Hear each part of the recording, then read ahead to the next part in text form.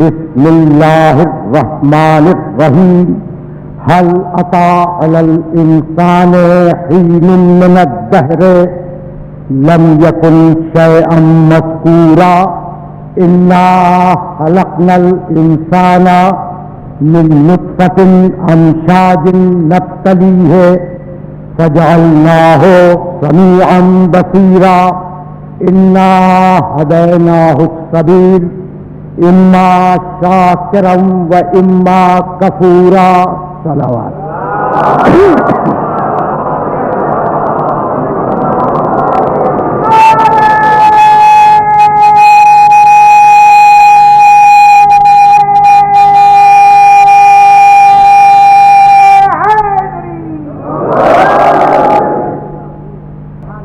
میرا کون سا ایسا سننے والا ہے جو سورہ حلقہ سے واقف نہیں ہے؟ اس سورہ کے 3 نام ہیں: حلقہ، انسان، دہر. اور یہ تینوں نام پہلی آیت سے نکالے گئے. حل عطا علی الانسان حین من الدہر لم یکن شیئا مذکورا.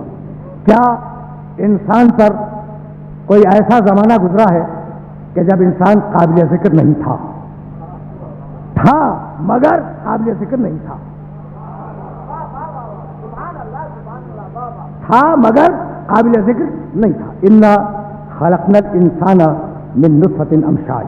پھر ہم نے اس انسان کو ملے ہوئے پانی سے خلق کیا. نبتلی ہے، ہم یہ چاہتے تھے کہ اس انسان کا امتحان لیں. فجعلناہ سمیعا بصیرا.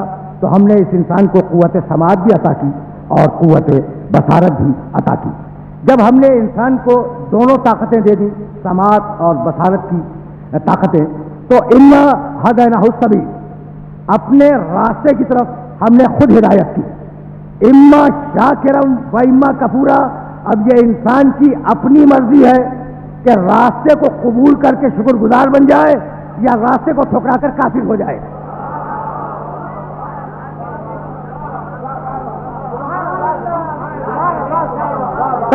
تمہیدی گفتگو ہے، اور میں یہ چاہوں گا کہ میرے محترم سننے والے اس تمہید پر ذرا سا رک جائیں.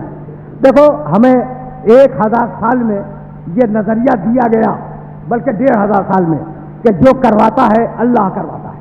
یعنی نظریہ تو یہ دیا گیا. یعنی ایسی بعض جھوٹی روایتیں ہیں جو ہمارے معاشرے میں ڈال دی گئی تاکہ ہمارے ذہن بن جائے کہ جو کرواتا ہے اللہ کرواتا ہے.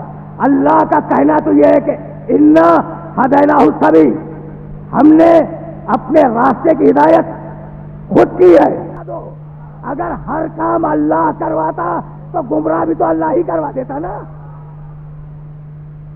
اب مجھے اجازت دو کہ میں تمہیں واپس لے چلوں. اچھا، تو کیا ہے انسان میں؟ انسان میں جسم ہے، جسم کا تقاضا فطرت، ٹھیک ہے نا. انسان میں روح ہے، روح کا تقاضا عقل. انسان میں نفس ہے، نفس کا تقاضا خواہش.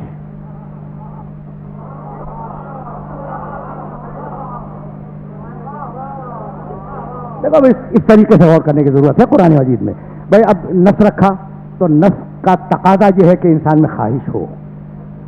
انسان میں روح رکھی، روح کا تقاضا یہ ہے کہ انسان میں عقل ہو. ٹھیک ہے نا. انسان میں جسم رکھا، جسم کا تقاضا یہ ہے کہ انسان میں فطرت ہو. کبھی خواہش عقل کو دبا لیتی ہے اور کبھی عقل خواہش کو دبا لیتی ہے. رک کے سننا خدا کی قسم. اب تم سے بہتر ان مسائل کو کون سمجھے گا. ایک دن میں لاہور میں تقریر کر رہا تھا تو گفتگو ذرا مشکل ہو گئی اور نوجوان سارے سامنے بیٹھے ہوئے تھے. تو میں نے کہا کہ میاں، یہ مشکل مسائل تم سے بیان نہ کروں تو کس سے جا کر بیان کروں.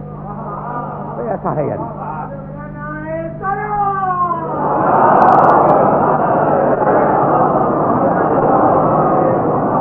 تو یہ جملہ ذہن میں رکھنا کہ کبھی عقل دبا لیتی ہے خواہش کو اور کبھی خواہش دبا لیتی ہے عقل کو. عقل بہت خطرناک چیز ہے لیکن دب جاتی ہے. اب آج کے معاشرے میں انہوں نے کہا کہ بھائی نوکری نہیں ملتی رشوت کے بغیر، تو رشوت نہ دیں تو کیا کریں. عقل کو خواہش نے دبا دیا.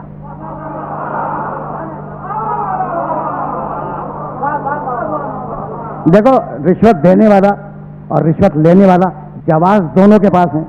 اس نے کہا کہ بھائی رشوت نہ دیتا تو کیا کرتا، کام ہی نہ ہوتا. اس کے پاس جواب موجود. اچھا بھائی رشوت نہ لوں تو میں کیا کروں؟ گھر کا خرچہ تنخواہ میں چلتا نہیں ہے. تو عقل کو دبا لیا خواہش نے, عقل کو دبا لیا خواہش نے. اچھا کبھی خواہش کو عقل دبا لیتی ہے.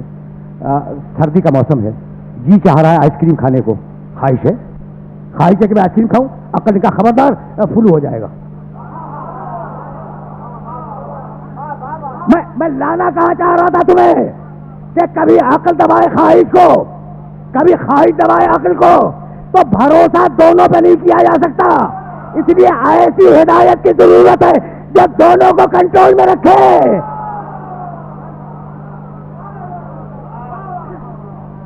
سمجھ رہے ہو بات کو؟ یہی تو لانا تھا اپنے سارے سننے والوں کو کہ تم ناز نہ کرو کہ ہمارے پاس خواہش ہے, جو خواہش ہوگی اسے پورا کریں گے. خواہش بہت خطرناک چیز ہے اور تم سب خواہش پہ عمل کرتے ہو, اور مجھے خوشی ہے کہ خواہش پہ عمل کرتے ہو. پیاس لگی تم نے پانی پیا, ٹھیک ہے, جانور بھی پیتا ہے.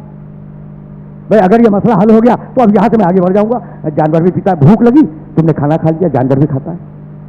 تو بہت توجہ رہے, ٹھیک ہے نا. تم بیٹھے بیٹھے تھک گئے, اٹھ کے کھڑے ہو گئے, ٹہلنے لگے. اچھا ٹہل کے تھکے پھر بیٹھ گئے. جانور بھی یہی کرتا ہے کہ یہاں سے اٹھا وہاں جا کے بیٹھ گیا. اچھا وہاں بیٹھ کے تھک گیا تو وہاں جا کے بیٹھ گیا. بس تم میں اور جانور میں فرق فقط اتنا ہے کہ وہ یہ نہیں جانتا کہ یہ جگہ اس کے بیٹھنے کی ہے بھی یا نہیں.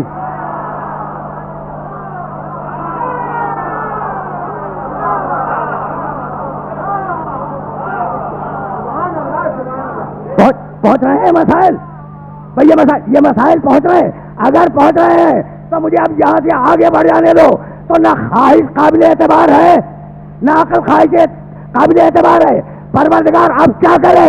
کہا سورہ جمعہ پڑھو, هو الذی بعث فی الامیین رسولا منہم یتلو علیہم آیاتہ ویزکیہم ویعلمہم الکتاب والحکمہ وان کانوا من قبل لفی ضلال مبین. ہم نے پڑھا لکھا مجمع ہے, میرا جی چاہ رہا ہے کہ جملہ کہتا جاؤں. اگر اجازت دو تو کہوں, اور اجازت نہ دو تو نہیں کہوں گا.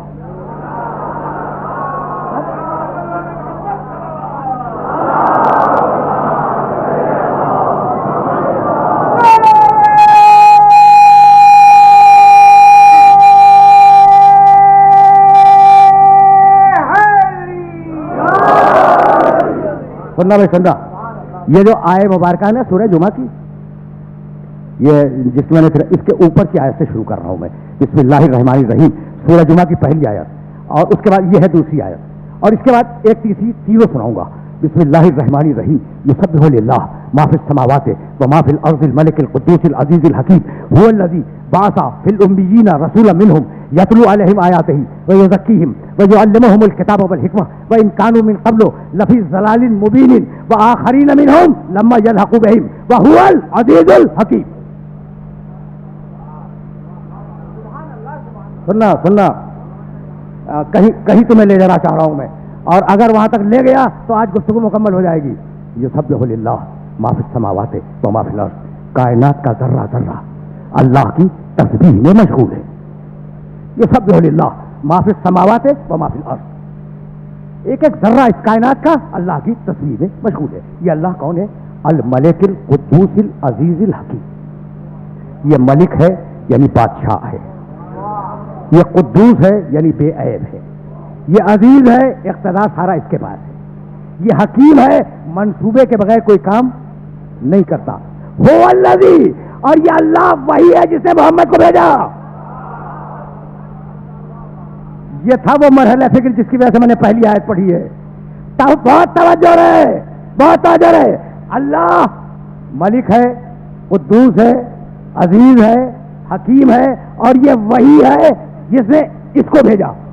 یہ پانچویں صفت ہے اللہ کی.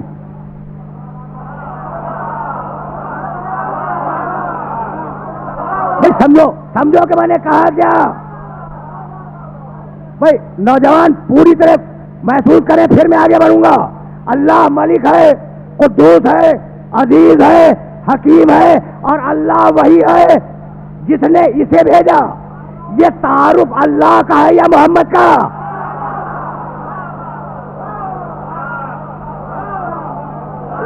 رکے رہنا.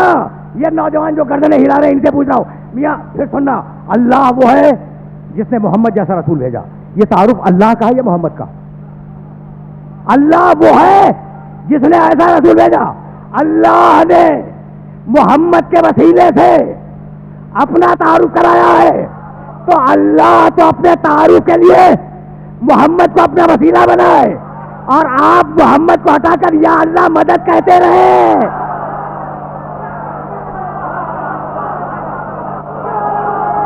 عجیب لوگ.